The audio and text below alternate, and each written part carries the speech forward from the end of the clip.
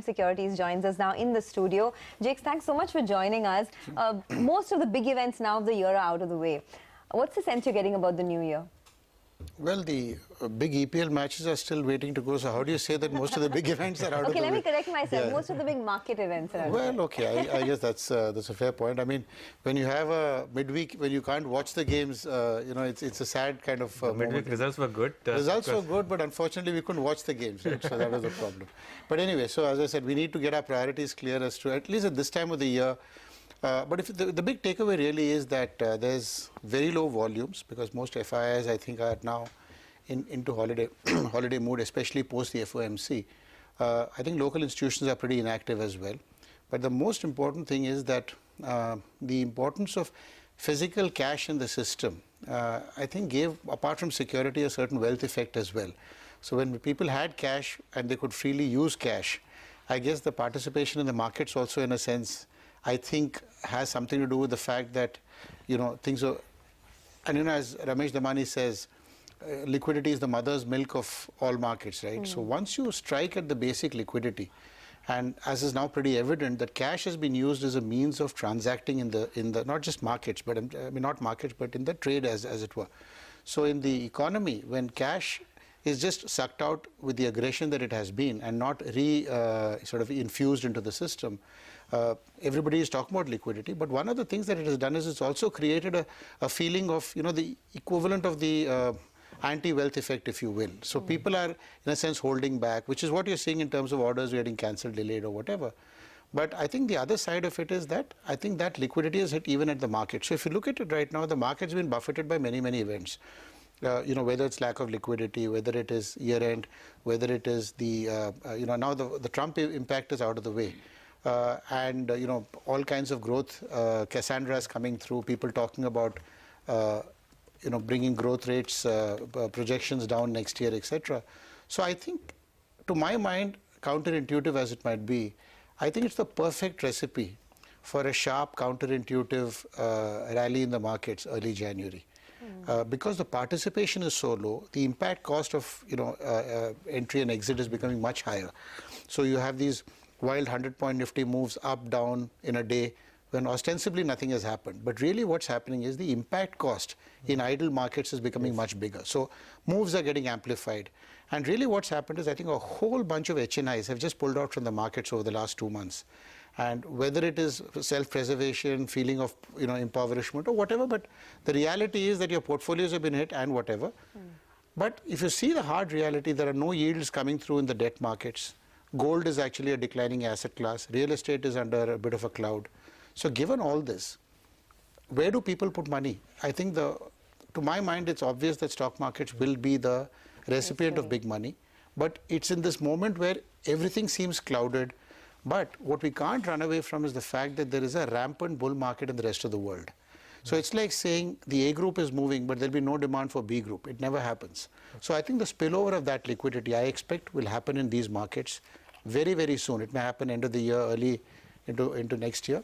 And notwithstanding any fundamental factors, ultimately it is liquidity. So the day liquidity comes back into these markets, I think the move will actually surprise all of us. So I kind of hold my view, notwithstanding the multiple and myriad factors that have emerged over this period of the last 2 months, to actually say that when there is highest amount of self-doubt, highest amount of questioning the fundamentals, but the reality is you can't put money anywhere except the markets for yields, I think the market will give returns which could surprise us. So a patient investor may well be the order of the day for the moment. Okay, Jakes, hi, good afternoon. So we were discussing this point earlier as well. This market went through some bad news. The policy day today as well has not broken some key levels. 18,200 say on the Bank Nifty, say 8050 on the Nifty. Do you think the floor for the market has moved up? And when you're talking about that big rally in January, pre-budget rally, are you putting any numbers where we could be headed in month of January or February? See, one of the things that I have learned over a period of time is if there is a bull market that emerges, don't call the tops. And if there's a bear market, the only bottoms, as somebody tongue-in-cheek put it, is not in the market but elsewhere, right? So you need to, you need to be very clear about that. So I think, what could take this market up 10%? what is it, 10-12% from here would be a new high? Yes. I mean, we've seen those kind of moves happen literally at a heartbeat, as it were. So, if, for instance, the US and the developed markets continue doing what they are, and I think you may well have a situation where some money comes off from there, and a couple of $1 billion in early January in our markets. Where they come from, I don't know. Is it on the horizon? I don't know. I'm not a betting man, but I mean, I'm not a speculative person in the sense of saying when it will come. But something tells me that we could be sitting on a very big move when that money comes in, because really the markets factored every negativity there is, including the most basic thing, that consumption, and that's the biggest truth, by the way, that consumption, and most of us never regress in consumption. I was having dinner with one of the people who's considered a father figure in the marketing profession in India, been in the place for 30 years, etc. And he was saying, if you look at it, people tend to progress. So what you did in terms of 15 years ago is a memory for you, but you don't regress into that, if in terms of consumption habits. So there could be delays, there could be hiccups, and even by his own sort of measure, as it were, there are many product categories where the consumption has actually gone back, which means demand has gone back to pre-demonetization levels. And in other categories, it's actually taken a big hit. So the ultra-luxury category may have taken a hit, but there are many categories, not the least of them being the essentials, where demand is back to those levels. So given all this, I'm not one to say that a large middle-class base growing, as it were, is going to regress and say we are not going to consume just because there's less cash in the system. Is the basic underpinnings of my belief. And I think we could be in for much better times. Who's to say whether it will happen 1 month from today or 3 months from today? Investors love phrases like Santa Claus rally, pre-budget rally. I mean, everyone hopes that things like this play out. But the reality is we haven't seen anything up until now. Right. Do you get a sense that we could see a pre-budget rally this time around? And if yes, what is your optimism based on? Is it based on improvement in earnings, a big budget, a blowout surprise, something like that? If we knew the reasons, it wouldn't happen. And because we know all these phrases, Sonia, I believe that the rally for any of these reasons may not happen. So we may well be sitting here in February and saying, for want of a better expression, a counterintuitive rally. Because intuition or logic right now tells you that things must go in a particular way, we must wait for liquidity to come back, demand to come back, etc. So that's what I call it, a counterintuitive rally based on simple spillover of liquidity from a rampant bull market overseas into these markets. Okay. And how should the investors approach it now in terms of sectors? I mean, we've seen this year has been full of, consumption plays. Of course, fag end, we saw a big sell-off. Consumption plays, NBFCs doing well, autos doing well. You see the same themes play out next year? Well, I think one of the things that will happen when this kind of,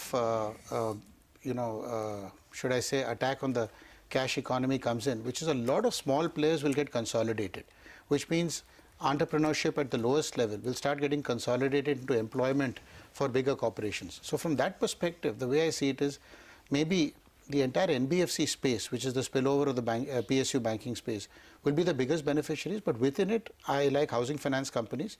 I'm a little more skeptical on gold finance companies because I'm actually bearish on gold. In fact, I've been bearish on gold for a while now. And even more bearish on microfinance, where people are lending at 26-28%, largely on a clean basis. So you need to actually start segmenting. It's not going to be one size fits all kind of a rally, but I think it's going to be one where that's going to come in. Again, consumption, I think for certain sectors, you'll find a huge pickup. For a lot of other sectors, I think it may be delayed. So I think the auto space is going to be in for, I think major competition. But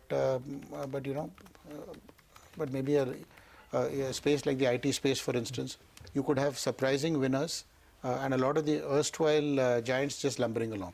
Because I think there are, issues galore in that space. Jakes, I know you may not want to talk individual stocks, but this is just an example.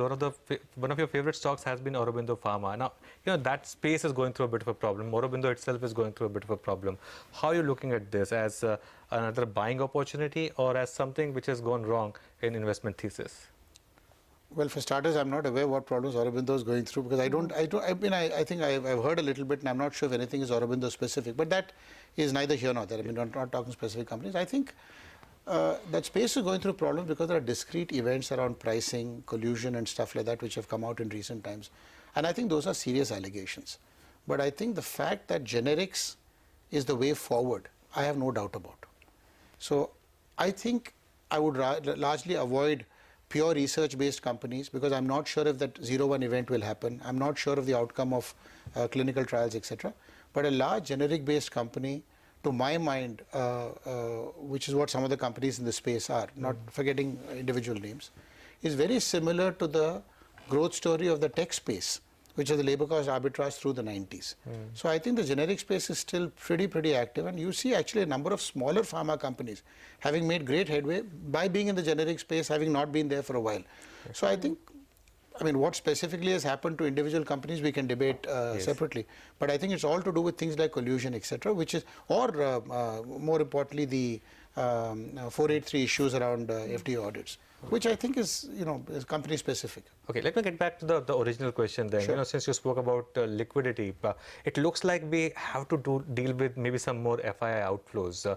I know you're saying that one large part of market, which is HNI and retail, is also out now. So what will bring back liquidity to the market? Could be anything. In fact, if nothing else, just an overheated international global equity market could itself be the cause for money to move out. There are ETFs at the end of the day move across markets. So this big play of developed markets versus emerging markets that's been playing out. And I think you've seen the movements in, for instance, the dollar index, the movement in the dollar yen have been nothing short of a bubble. I mean, when was the last time that you had an emerging market currency moving 15% and the country virtually not going bust? But dollar yen has moved from 101 or 102 around the Trump election time to 117. You're talking about a 15% move in an emerged or a developed market currency.